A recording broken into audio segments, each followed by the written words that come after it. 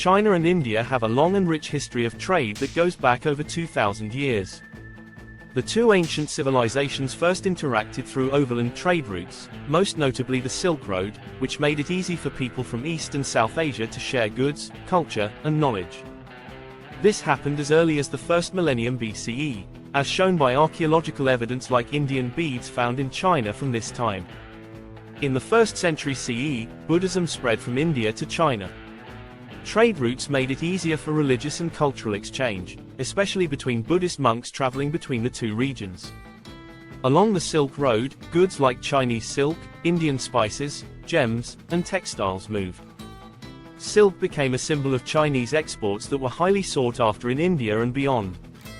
In the 18th and 19th centuries, European colonialism changed the nature of Sino-Indian trade. The British East India Company played a key role in facilitating trade between the two regions, especially through the controversial opium trade. The British sent opium grown in India to China, which led to the Opium Wars in the middle of the 19th century, which severely harmed China's economy and relationships with other countries. World War II had a big effect on trade between China and India because both countries were involved in wars that made it harder for them to do business with each other. Political unrest in both countries, like the Chinese Civil War and India's independence movement, also caused a short-term drop in trade between the two countries. The India-China border dispute, which has its roots in historical claims, is still one of the most persistent geopolitical tensions in Asia. The main issue is the line of actual control, LAC, a 3,488 kilometers long undefined boundary that cuts through the Himalayas. This boundary is mostly contested in two main areas, Chin in the west and Arunachal Pradesh in the east. The border dispute goes back to the time when Britain ruled India as a colony, when unclear surveys and different interpretations of India considered the McMahon Line, which was proposed at the Simla Convention in 1914, to be its eastern border, but China has never agreed to this. On the western front, Chi, a barren high-altitude area, became the center of a dispute when China built a strategic road through it in the 1950s to connect Tibet to Xinjiang. India was against this, and tensions rose to the point where they led to the 1962 Sino-Indian War, a short but intense conflict that China won easily. China strengthened its control over Chin, while India kept control of the eastern region, which China claims as part of Tibet. This war left a long-lasting mark on bilateral relations, which stayed cold with occasional skirmishes along the LAC. However, in the 1980s, both countries agreed to keep the border issue separate from their diplomatic relations as a whole.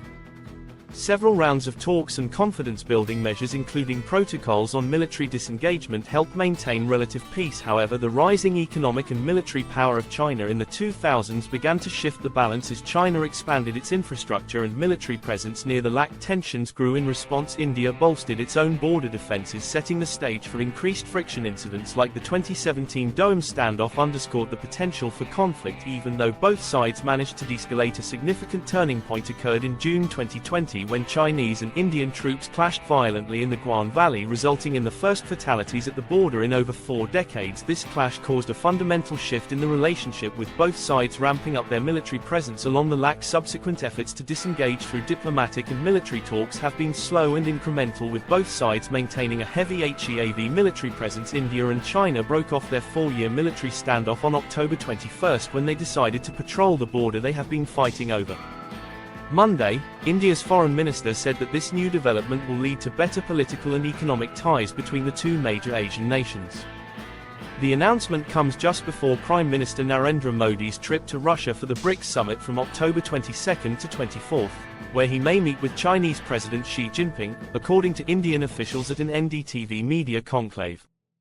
Indian Foreign Minister Subramaniam Jankar said that the agreement brings things back to how they were in 2020 and ends the process of disengaging from China.